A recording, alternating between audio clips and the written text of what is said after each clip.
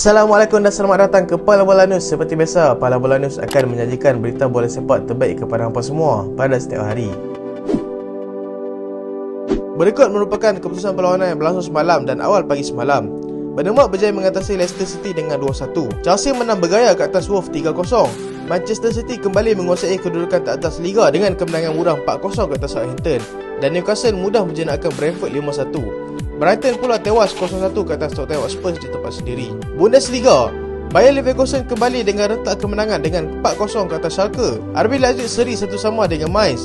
Borussia Dortmund berjaya mengikat Bayern Munich 2-2. Di Serie A pula, Inter Milan menang tipis dengan Sassuolo 1-0. AC Milan menang selesa 2-0 ke atas Juventus. Bologna seri 1-1 dengan Sampdoria. Aksi La Liga, Real Madrid menang tipis dengan Getafe 1-0. Sevilla seri 1-1 dengan Athletic Club. Atletico Madrid benam Girona 2-1. Valencia menang 2-1 ke atas Osasuna. Di Ligue 1 pula, PSG seri dengan Reims dengan seri 0-0. Marseille tewas mengejut dengan AC Ajaccio 2-1. Lyon juga seri dengan Toulouse 1-1. Di Liga Belanda pula, Ajax terus menguasai Liga dengan kemenangan 4-2 ke atas VFC Volendam. Jangan lupa untuk menyaksikan perlawanan tumpuan Liga Perdana Inggeris malam ini antara Arsenal dan Liverpool pada jam 11.30 malam. Dan kemudian Everton menentang Manchester United pada jam 2 pagi. Milan jenakkan Juventus di San Siro. Walaupun Juventus dilihat banyak menguasai bola daripada Milan, ternyata Milan lebih bernasib baik kali ini apabila berjaya menang 2-0 ke atas mereka. Gol kedua hasil gerakan solo Brahim Diaz pada minit ke-54 setelah kesilapan yang dilakukan oleh pemain Juventus. Juventus sebenarnya mampu untuk menjadikan gol, tetapi mereka kurang klinikal dan banyak mensia-siakan umpan berbahaya di hadapan gol Milan. Ini merupakan kemenangan ke-6 Milan dalam Liga, meletakkan mereka di tangga ketiga Liga buat sementara ini, manakala Juventus berada di tangga ke-8 Liga. Manchester City rampas kedudukan teratas Liga Perdana Inggeris. Manchester City yang menang mudah 4-0 ke atas Southampton semalam, kini kembali mendahului Liga dengan kelebihan 2 mata daripada pencabar terdekat iaitu Arsenal. Mereka perlu menunggu sehingga minit ke-20 sebelum Joao Cancelo berjaya memecahkan kebuntuan dengan gol pertama beliau. Foden menjadikan gol kedua pada minit ke-32 permainan. Kemudian Riyad Mahrez meremak cantik untuk gol ketiga mereka pada minit ke-49. Sebelum Erling Haaland melengkapkan kemenangan bergaya mereka dengan jaringan keempat pada minit ke-65 perlawanan. Chelsea semakin garang.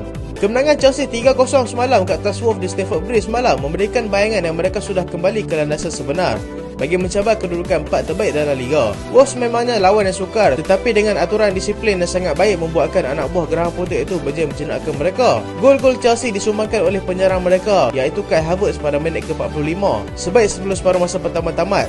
Christian Pulisic dilihat semakin berkeyakinan setelah berjaya menyumbangkan satu gol pada minit ke-54 dan Armando Broja memberikan kemenangan selesa untuk Chelsea selepas menjadikan gol ketiga pada minit ke-89 permainan.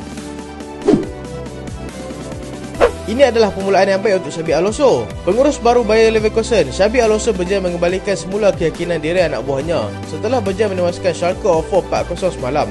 Mereka telah menguasai perlawanan sejak dari minit pertama lagi, memberikan tekanan yang tinggi kepada pemain lawan, menunjukkan yang mereka semakin yakin dengan diri sendiri. Ini merupakan kemenangan kedua mereka dalam Liga dan selepas ini mereka akan bertemu Porto di Champions League dan mereka harus menang bagi mengelakkan mereka tersingkir awal setelah kalah 2 perlawanan awal sebelum ini. Aksi di Klassiker di Jerman berkesudahan seri 2-2. Aksi perseteruan antara dua gagasi Bundesliga terus berlanjutan selepas Borussia Dortmund berjaya mengikat Bayern Munich 2-2 dalam perlawanan yang cukup dramatik berlangsung awal pagi tadi. Bayern dilihat bakal memenanginya setelah berjaya mendahului 2-0 dengan jaringan Leon Goretzka pada minit ke-33 dan kemudian Leroy Sané pada minit ke-53. Tekanan demi tekanan terus diberikan oleh Dortmund dan akhirnya mereka berjaya menemui jaringan pada minit ke-74 oleh penyerang muda mereka iaitu Youssoufa Moukoko. Kesempatan terus diambil Dortmund selepas Kingsley Coman dilainkan kad merah selepas menerima kad kuning kedua pada minit ke-90 permainan akibat mengasari Adeyemi.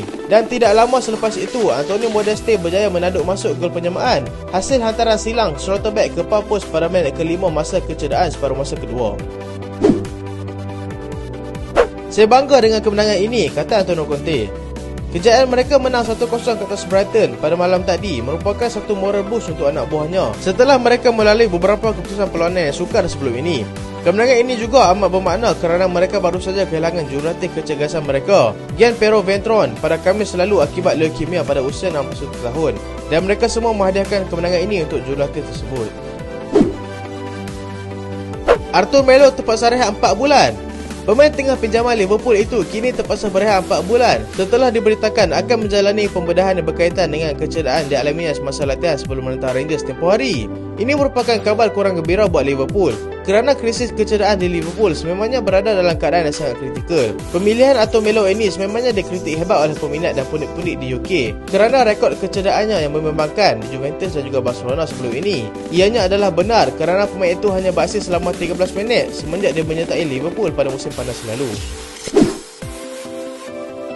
Teka-teki masa depan Griezmann telah berakhir. Antoine Griezmann yang dipinjamkan ke Atletico Madrid kini boleh menarik lafaz lega selepas permintaannya untuk berpindah secara kekal menjadi kenyataan.